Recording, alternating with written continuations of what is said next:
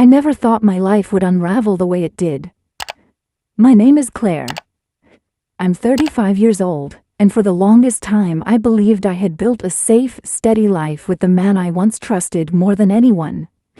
I married him when I was still young, still full of dreams about a future built on love, trust, and partnership. I thought we were going to walk through the storms of life hand in hand. I thought that's what marriage meant. But now looking back, I realize that love can sometimes blind you to the cracks that have been spreading underneath your feet for years, cracks you refuse to see, until the ground finally collapses. When I first met him, everything seemed effortless. We fell into each other's lives like it was destiny. He was ambitious, charming, and confident in a way that made me feel safe. I admired his determination and the way he spoke about the future. We married quickly, too quickly maybe, but at the time it felt right. I wanted to believe that when two people loved each other, that was enough. For a while, we lived like the picture-perfect couple everyone envied. We had a nice home, 2 cars, dinners out whenever we wanted, vacations every year. To the world it looked like we had it all, but behind the smiles and carefully posed photographs, things were already shifting. I didn't notice at first. I wanted to believe that every relationship had its seasons, that stress and exhaustion were temporary. But then the layoffs began at his company, and the atmosphere in our home changed overnight. He came home with news that bonuses were gone, that things were going to be tight for a while. I remember the look in his eyes that evening. It wasn't just worry, it was shame. And maybe that should have been the moment I reassured him, the moment I reminded him that I married a man, not a paycheck. But instead, my silence filled the room. I won't lie, I was angry. I had grown used to a certain kind of life. I liked the security of never having to think twice about spending money, about traveling, about enjoying myself. And suddenly it felt like that rug had been pulled out from under me.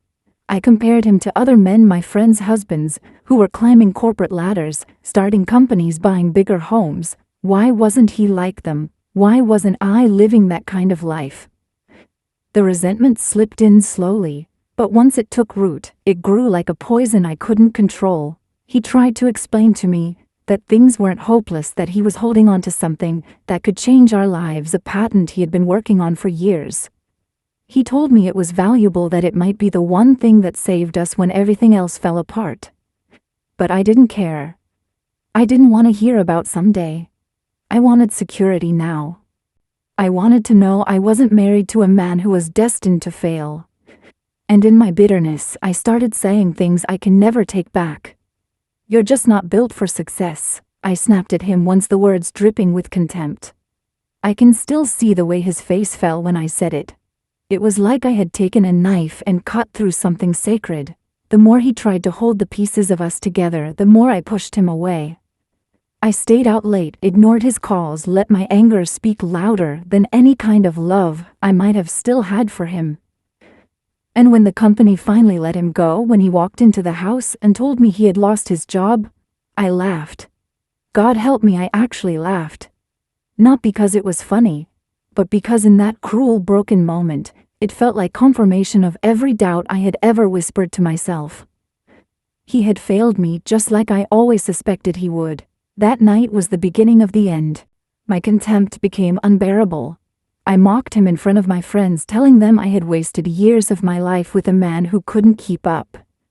I convinced myself that I deserved more, that I deserved better. I told him I wanted out, and when the divorce papers came, I signed them without hesitation.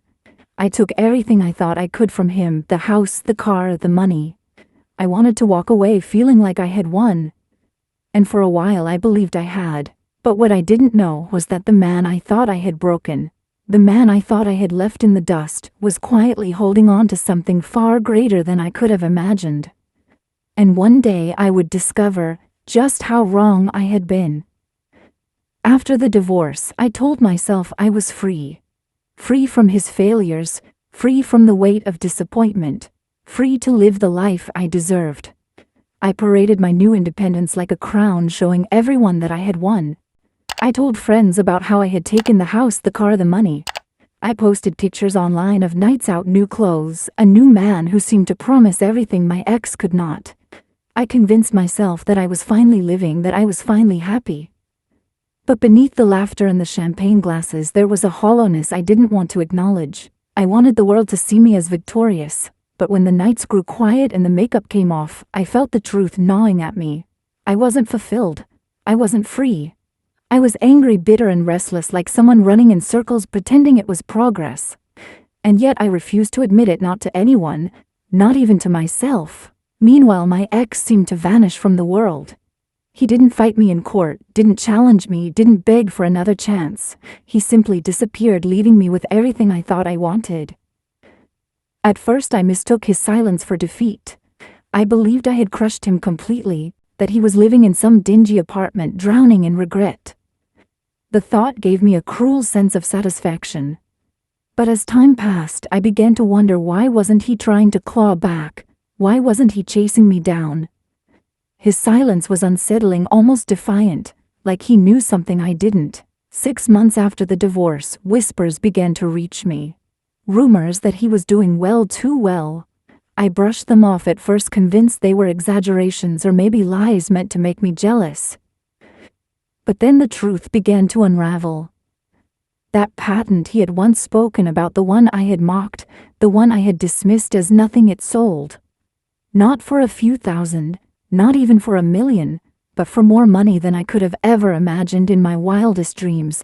Tens of millions, a number so large it didn't even feel real. When I first heard, I laughed in disbelief. It couldn't be true. But when confirmation came, when I saw the figures with my own eyes, it was like the floor vanished beneath me. All those nights I had mocked him, all those words I had thrown like daggers, came back to strike me instead. He hadn't been a failure. He hadn't been weak. He had been patient, strategic, quietly protecting the very thing that would change his life forever. And I had walked away before the story had even begun. The rage I felt was almost unbearable. How dare he keep that from me? How dare he let me walk away believing I had taken everything, when in reality I had walked out empty-handed? My new life, the one I thought was secure, was already unraveling. The man I had left him for was reckless, draining money faster than I could control. The savings I had clung to from the divorce settlement were dwindling, and there he was, thriving, untouchable, while I was scrambling to keep up appearances. I called my lawyer, demanding answers. Couldn't we reopen the divorce? Couldn't I claim what was rightfully mine? My lawyer's hesitation told me everything. He protected himself, he said. The patent wasn't sold until after the divorce. It's not marital property. But I refused to accept that. I demanded he try anyway. I wanted to believe there was still a way to take back what I had lost. When we finally went to court, I thought I had him cornered. I accused him of fraud, of hiding assets, of cheating me out of what I deserved. But then he stood there, calm, steady, almost cold. He laid out every piece of evidence, every document, every clause in the divorce agreement I had so arrogantly signed. There it was in black and white. I had no right to anything more. My own lawyer had warned me, but I hadn't listened. My own arrogance had blinded me. The judge dismissed my claims in an instant, and then to my horror my ex struck back. He filed his own lawsuit against me for breach of contract, for dragging him into court over something I had no right to. And this time he won. I was ordered to pay his legal fees, an insult more cutting than any amount of money, because it wasn't about the numbers anymore. It was about the humiliation. The man I had laughed at, belittled, discarded, had risen higher than I could have ever dreamed, and I was the one left choking on the ashes of my pride. That night, I couldn't sleep. I lay awake, staring at the ceiling, replaying every moment in my head. Every cruel word I had ever said. Every time I rolled my eyes, every time I laughed at his pain. I thought I had broken him, but in truth I had forged him into someone stronger, someone who no longer needed me. And the worst part wasn't that I had lost him. It was that I had lost the chance to ever be by his side when his moment finally came. In the weeks after the court ruling, I tried to convince myself it wasn't over. I told myself that money couldn't buy happiness, that he would eventually crumble under the weight of his so-called success. I whispered bitter reassurances in the mirror, pretending I still held the upper hand somehow. But the truth was undeniable. He was free, he was thriving, and I was the one drowning. I remember the first time I saw him after everything. It was at a coffee shop, a place we used to go to when we first started dating. He was sitting by the window quietly sipping his drink, looking calmer and stronger than I had ever seen him. There was no trace of bitterness in his face, no sign of the broken man I had imagined. He looked content. And when his eyes briefly met mine, it wasn't anger or hatred I saw. It was indifference. As though I was nothing more than a stranger passing through his day. That indifference cut deeper than any insult ever could, because deep down I wanted him to hate me. Hatred would have meant I still mattered. But to him I was nothing. Just a chapter he had closed and shelved forever. I left the cafe before he could stand my chest tight with a pain I couldn't name. It wasn't jealousy alone, it was grief. Grief for the love I had destroyed with my own hands. My life, meanwhile, continued its downward spiral. The man I had flaunted on social media turned out to be a liar living off charm and empty promises. Within months he was gone, leaving me with debts and a reputation stained by whispers I couldn't silence. My friends, the ones I had once bragged to, started to vanish too. Invitations dried up, messages stopped. People I had once called family didn't return my calls. I had traded loyalty for appearances, and now I had neither. In my darkest nights, I would find myself staring at old photographs, our wedding, our vacations, the moments when I had actually been happy but was too blind to see it. I thought about the way he used to look at me with quiet admiration, how he always tried to make me laugh, how he believed in us even when I didn't. I had crushed that love under my own pride, and now all I had left was regret. One night when loneliness had eaten me raw, I picked up the phone and called him. I don't even remember what I planned to say. Maybe I thought he'd hear the desperation in my voice and pity me. Maybe I thought some part of him still cared. The first few times he didn't answer. But eventually he did. I'll never forget that call. My voice cracked as I told him I was sorry, that I had been wrong, that I had destroyed something beautiful out of greed and arrogance. I begged him to meet me, to give me a chance to explain. For the first time in years, I felt like the woman I had once been, the woman who had loved him sincerely before pride and vanity had corroded everything. But his voice was steady, calm, almost gentle. And that hurt more than if he had shouted at me. "I wish you well," he said. "But some things once broken can't be rebuilt." The line was quiet, almost kind, but it slammed into me like a door locking shut. There was no anger, no resentment, just finality. When the call ended, I sat there in silence, clutching the phone like it was the last thread tying me to him. But that thread had already been cut and I was left holding nothing. In the months that followed, I tried to rebuild. I tried to find work, tried to live with less, tried to pretend I wasn't haunted by the ghost of what I had lost. But the truth never left me. The betrayal I thought I had inflicted on him had only destroyed me instead. He had turned his pain into strength, into freedom, into a new life. And I had turned mine into chains that I still drag behind me. Sometimes late at night, I wonder if he ever thinks of me. Not with love, but with pity. Maybe that's all I am to him now, a reminder of who he used to be, of what he survived.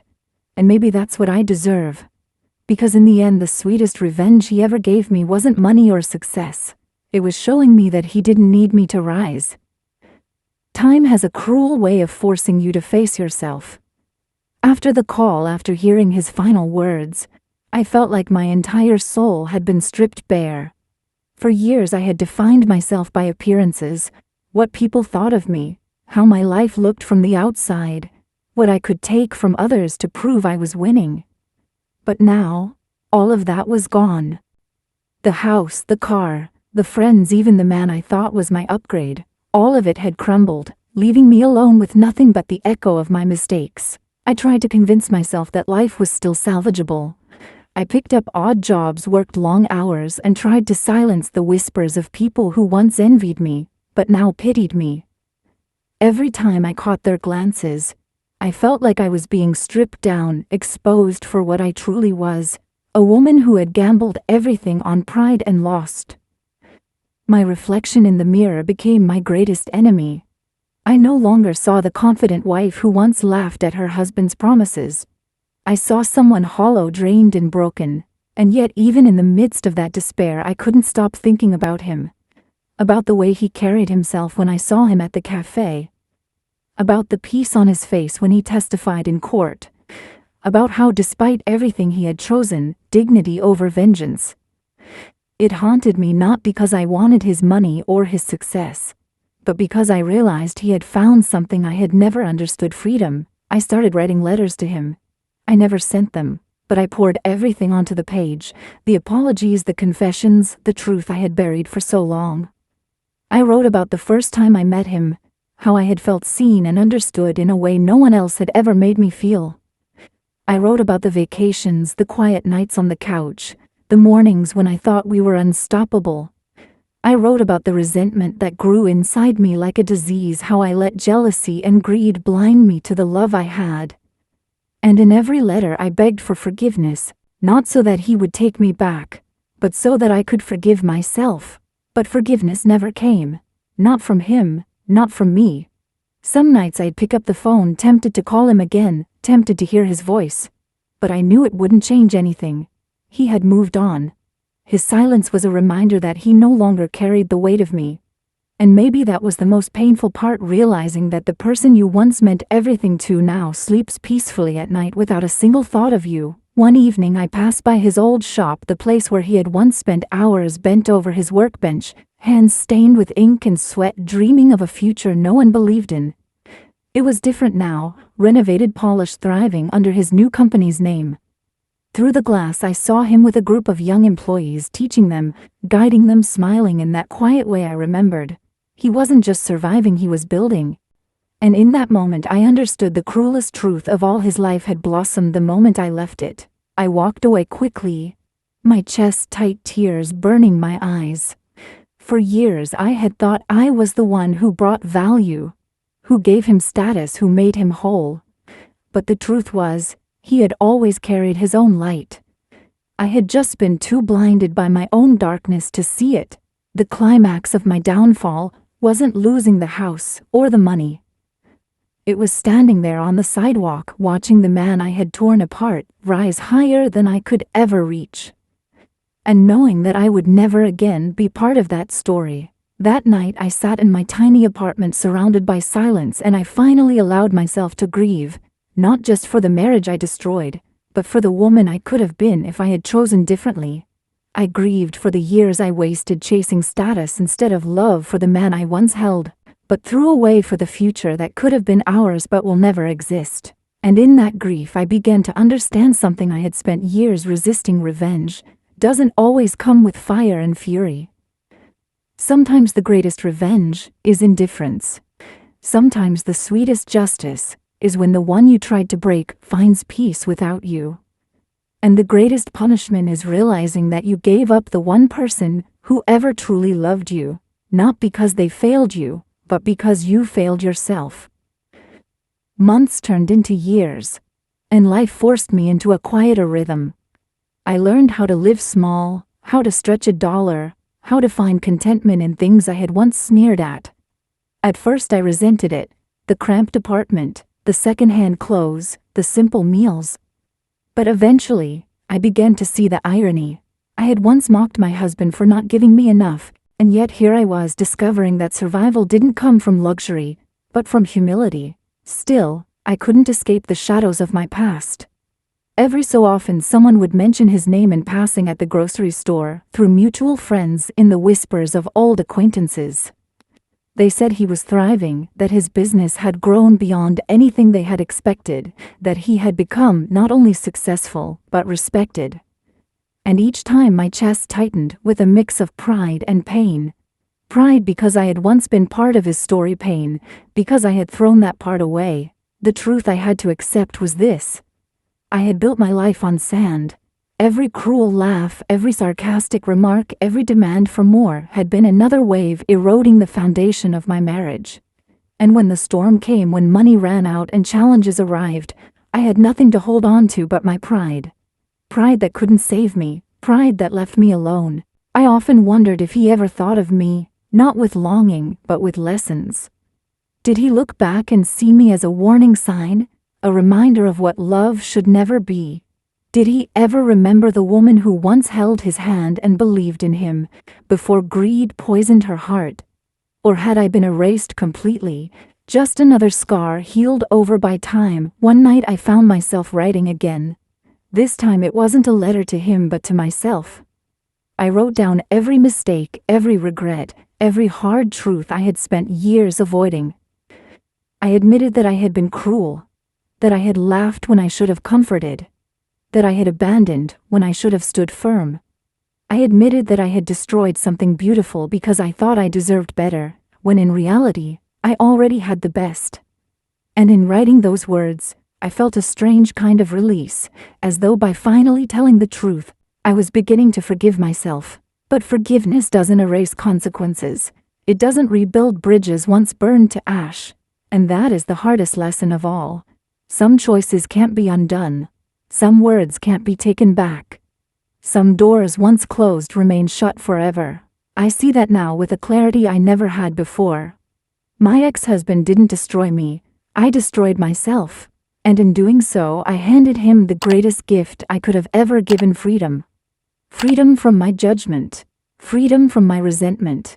Freedom to become everything I once told him he could never be.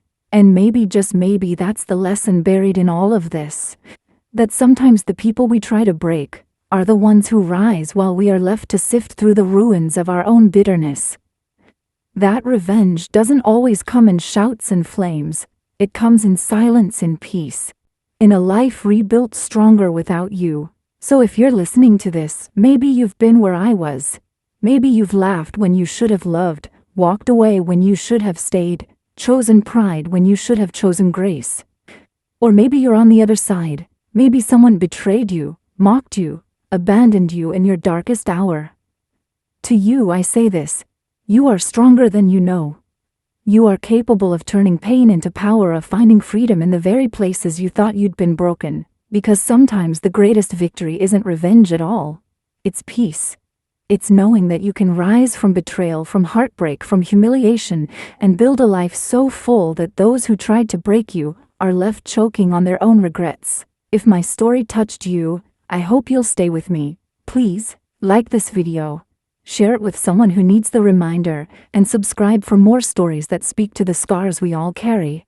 And most of all, leave a comment below. Tell me your story of survival, of betrayal, of healing. Because even when it feels like we're alone, we're not. We walk through these shadows together, and together we rise.